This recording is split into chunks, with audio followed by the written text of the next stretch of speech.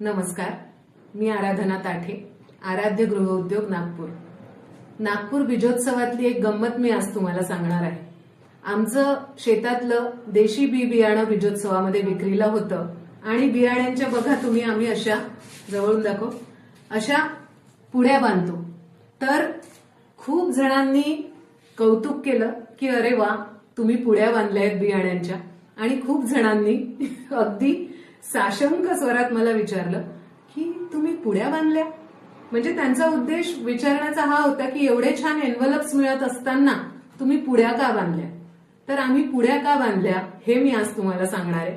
आमच्या गृहउद्योगात जे प्रॉडक्ट्स आम्ही तयार करतो त्यांना आम्ही हे स्टिकर्स लावतो.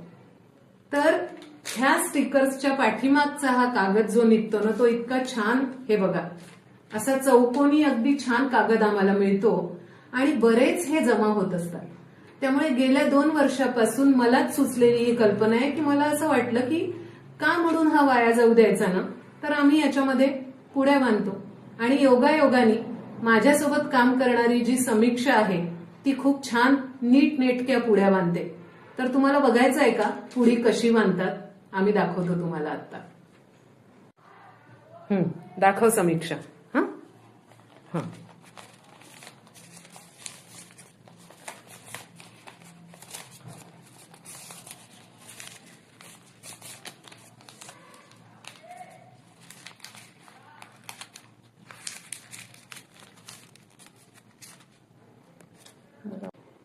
तर पुड्या बांधण्यामागचा मुख्य उद्देश आहे की इतका छान कागद आपल्या जवळ असताना तो वाया का जाऊ द्यायचा.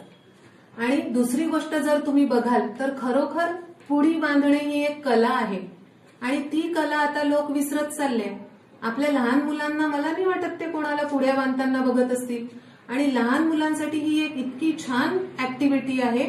फाईन मोटर स्किल्स डेव्हलप होतात, शिवाय कॉन्सन्ट्रेशन पण वाढतं. तर पुड्या बांधायला आपल्या लहान मुलांना अवश्य शिकवूया. आता दुसरा प्रश्न तुम्हा लोकांच्या मनात आला असेल की नागपूर बीजोत्सव वाटपला मग हा परत बियाण्यांच्या पुड्या कशासाठी बांधताय तुम्ही.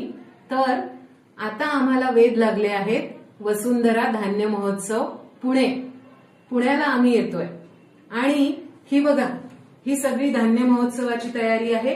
हा बघा तुम्ही, हा वाळा आहे आणि गेल्या वर्षी खूप लोक धान्य महोत्सवातून नाराज होऊन परत गेले होते कारण आमच्या जवळचा वाळा संपला होता. तर पुण्यातील सर्व निसर्गप्रेमी मित्रमंडळी तसेच ज्यांना आराध्य गृहउद्योगाचे प्रॉडक्ट्स हवे आहेत त्या सगळ्या लोकांनी अवश्य वसुंधरा धान्य महोत्सवाला भेट द्या. शिवाय फक्त खरेदीसाठीच धान्य महोत्सवात आलं पाहिजे असं नाहीये. नागपूर बीजोत्सव असो की वसुंधरा धान्य महोत्सव असो, मला नेहमीच एक फॅमिली गेट टुगेदर असल्यासारखा फील येतो. आणि तुम्हाला सांगताना खरोखर मला आनंद होतो की नागपूर बीजोत्सवामध्ये अमरावती, वाशिम, यवतमाळ इथून लोक आले होते आणि स्टॉलवर येऊन आराधनाताई आम्ही तुम्हाला भेटायला आलो आहोत असं म्हणणारे देखील कितीतरी लोक होते. आणि ही सगळी फेसबुकवरची मंडळी आहेत. म्हणूनच मी नेहमी म्हणते की असे ऋणानुबंध दिल्याबद्दल मी सदैव फेसबुकच्या ऋणात आहे. तर पुण्यातील मित्रमंडळींनी आमच्या भेटीसाठी देखील अवश्य वसुंधरा धान्य महोत्सवाला या. तारखा सगळ्यांनी लक्षात ठेवा. 10, 11 आणि 12 एप्रिल, शुभतेज मंगल कार्यालय, सूस रोड, पाषाण, पुणे.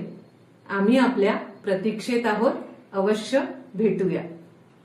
धन्यवाद.